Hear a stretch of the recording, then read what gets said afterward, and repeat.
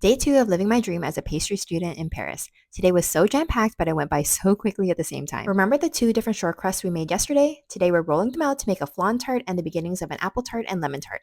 Chef always starts off with a detailed demonstration before we work on our own masterpieces. It makes them look so easy and so perfect. Here are my 3 tart shells ready to be filled and baked. Next, we worked in groups to measure out our ingredients for the pastry cream for the flan tart. For the pastry cream or creme patisserie, it's milk, vanilla, sugar, cornstarch, and eggs that gets cooked until it's thickened, and then the butter to make it nice and glossy. This is chef's and this is mine. We poured this into the first short crust and into the oven while we have lunch. Our next lesson is making puff pastry from scratch. The process of laminating dough has always intimidated me, so I've never tried it, but I'm so ready to learn because you know I love my croissant. We're using dry butter and rolling that into a butter sheet. Then we made the trompe, I think that's how you pronounce it, which is the dough that encloses the butter. This part reminds me so much of making pasta from scratch. We're doing everything by hand, which I absolutely love because you really get a sense for what the dough should feel like.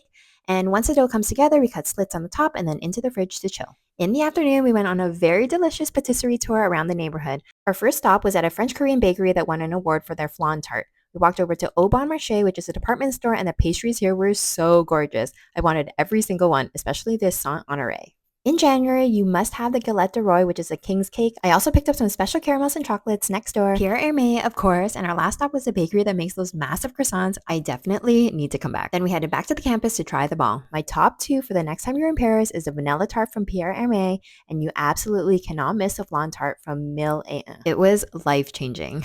I'm so proud of my first flan tart. It was so much fun to make, and I learned so many new techniques, and I think it turned out so beautiful. Can't wait to share with Taylor and AJ. See you in day 3.